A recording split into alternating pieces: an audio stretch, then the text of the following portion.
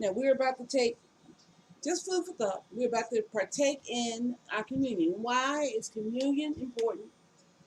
Why? It reminds us of one thing, Jesus' death, burial, and resurrection. Two, it reminds us of his death, burial, and resurrection was for us. Three, it reminds us that we are in him. We have the character and values of Jesus on the inside of us. So when we partake of this communion, let's not forget, let's not forget, let's not forget who we are, who we are, whose we are. Okay? We are one with Christ. We are one with the Father. We are one with the Spirit. And we are one with one another. We are the body of Christ. Several members. All these bodily members we have in our own natural body. The body of Christ is representative of this thing we're living in. We need each part. We need each part to perform their function so that the body. Let me give you another example. I'm a grandmother. I'm a aunt. I'm a great aunt. I got a niece and a nephew that are 7 and 6 years old. They came to my house this week, and we sat on the floor and we were doing a floor puzzle. And I sat on that floor for about 35, 40 minutes. When it came time to get up, parts of my body needed convincing because I sat there too long. Okay?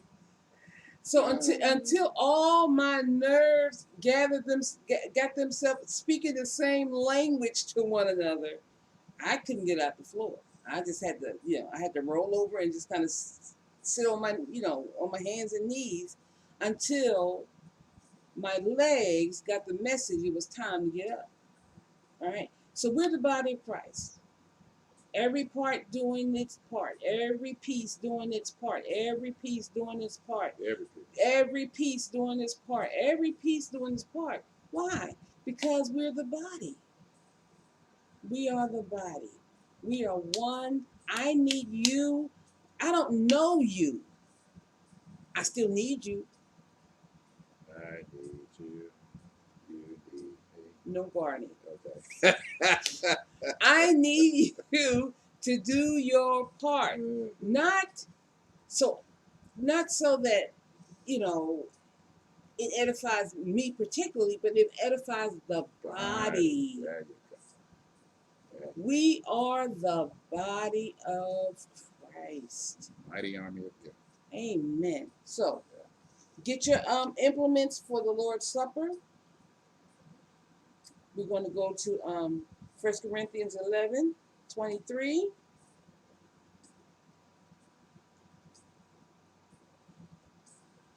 And I know it's like, I want us to understand when partaking, not just taking, being part of this ceremony. Invest yourself in communion. Don't let it just happen to you. Partake. Give your thoughts to what's going on. Give your heart to what's going on. All right? Yeah. Because, again, we do this not so we can say, okay, I had a snack before dinner. We do this because we are the body.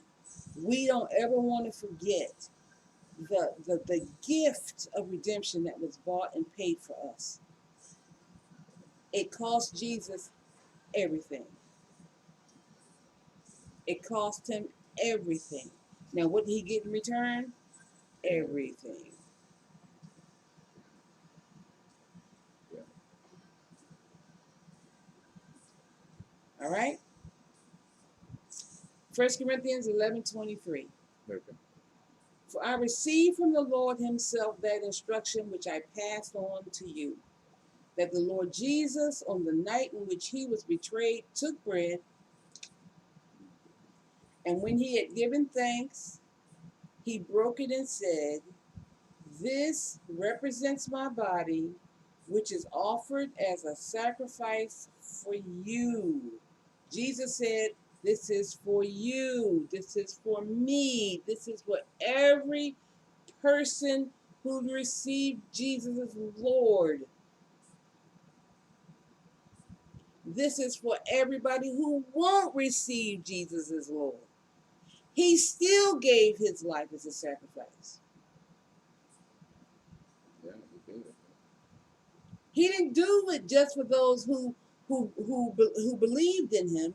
He did it for everybody that was a sinner, For God so loved the world. that he gave his only begotten Son, that whosoever would believe in him Would not perish. would have everlasting life. Yeah. So, friends, I'm talking to you. Yeah, I'm in your business. I'm in your business. That's what I do. I'm talking to you. This body was broken for you. He had you in mind, and me, and everybody else on the planet that has ever been on the planet, on his mind when he gave this sacrifice of him by his body. He wanted you in his kingdom. He wanted to make a way for you to get into his kingdom. And he said, it's simple. Receive me. I've paid the sacrifice for. I paid the price for you. Nothing is owed. You have no debt where God is concerned. Jesus paid it all. All to him I owe. Sin had left a crimson stain. He washed it white as snow. That's old hymn.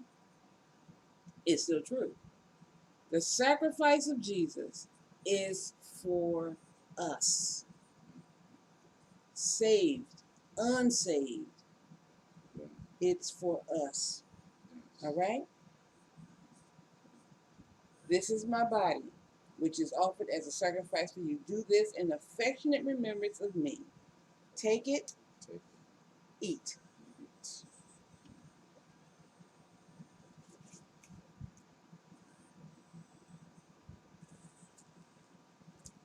Thank you, Lord Jesus. Praise your name. Hallelujah. Hallelujah. In the same way, after supper, he took the cup, saying, "This cup is the new covenant, ratified and established in my blood. Do this as often as you drink it in affectionate remembrance of me." The new covenant. Why do we need a new covenant? Because the old covenant wasn't enough. The blood of bulls and rams and goats and she-goats couldn't cleanse us, cleanse our minds of sin. Not capable. It wasn't good enough. It took the blood of the sinless Son of God to shed, to cleanse us, to wash us, to give us the ability to have our minds cleansed, our hearts cleansed from sin and the penalty of sin. The blood, the blood, the blood, the blood. This cup is a new covenant ratified and established in my blood. This is representative of the blood of God, the blood of Jesus. Do this as often as you drink it in affectionate remembrance of me. Drink.